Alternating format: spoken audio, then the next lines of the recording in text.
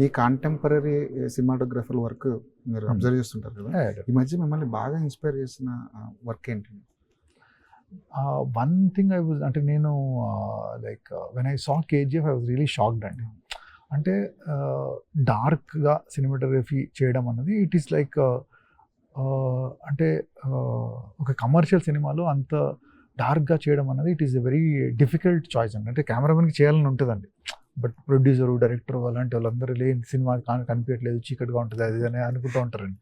So when I saw KGF I was really like shocked. అంటే like ఎంత డేరింగ్గా చేశాడన్న ఒక ఫీలింగ్ వచ్చిందండి. I was really impress. That was one film. And suddenly ఇప్పుడు చూస్తే like it changed so many films అండి. So ఇప్పుడు లైక్ ముందు కమర్షియల్ సినిమా అంటే ఓన్లీ బ్రైట్గా ఉండేటి. సో ఇప్పుడు like thanks to films like KGF that suddenly like now you can see like depth ఉన్నది, డార్క్ సినిమాటోగ్రఫీ ఈజ్ అండి. So that's one film I really was impressed. Lokesh Kanagaraj stamp వేశారు, black world, ఆ characterisations అన్ని నల్ల నల్లగా, ఆయన మీద కూడా ఆ ముద్ర పడిపోయింది కదా సార్. కేజీఎఫ్ ఎడిటింగ్ విషయంలో కూడా సో చాలా అంటే like as a director when Prashanth Neel గారు చేసినప్పుడు సో ఈ has some advantages.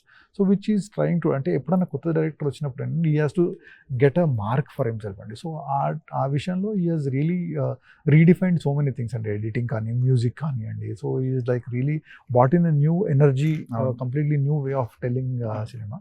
So that is very positive sign అండి. సో కొత్తలు వస్తూ ఉండాలి, మంచి వర్క్ జరుగుతూ ఉండాలి. Cinema industry should keep growing అండి.